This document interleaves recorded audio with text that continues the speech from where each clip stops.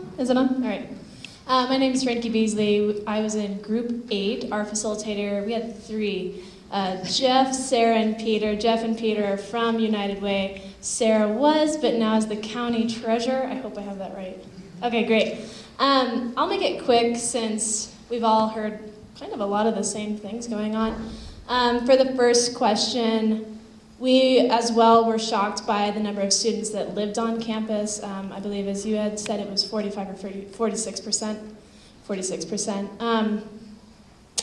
And we feared the amount of student housing off campus that may be empty due to the fluctuation of student enrollment. We're not quite sure what the future of enrollment is for NAU.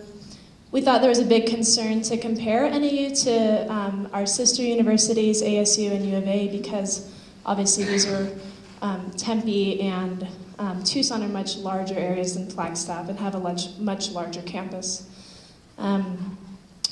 Obviously, we agree that there needs to be more partnership and cooperation and an increase in levels of communication. That's what stood out to us, and how NAU's traffic is impacting the rest of the city, the neighboring communities such as La Paz Vieja, Southside, Townsend, whatever it may be.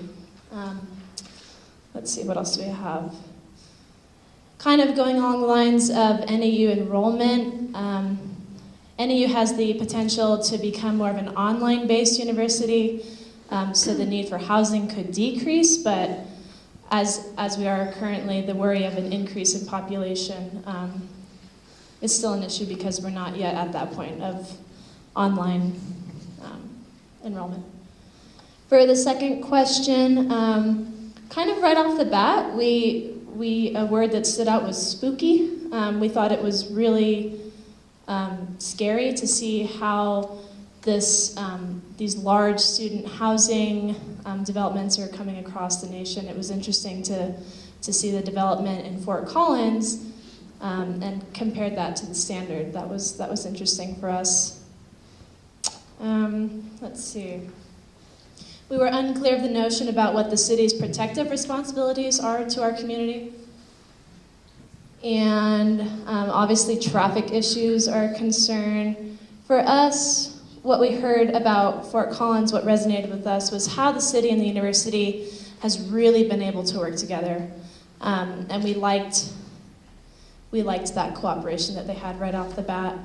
A much more sophisticated relationship is there between their city and the university. Kind of, again, something that stood out with us, their city government seemed to be more proactive, as to maybe ours is a little more reactive. So these are things that concerned us. What else?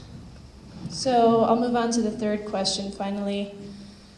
We really had an emphasis on property management ordinance as well as property maintenance ordinance. And we talked a lot about the potentiality of, in freshman orientation, kind of integrating this sense of community with the freshman students right off the bat, so that there's not these issues of students coming into a place and not really caring about the community that they belong in or that they live in.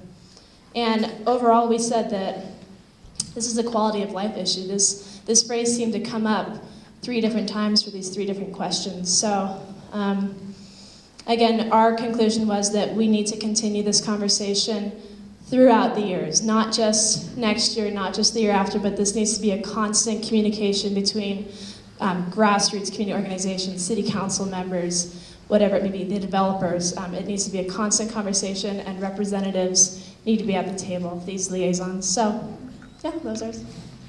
Thank you very much.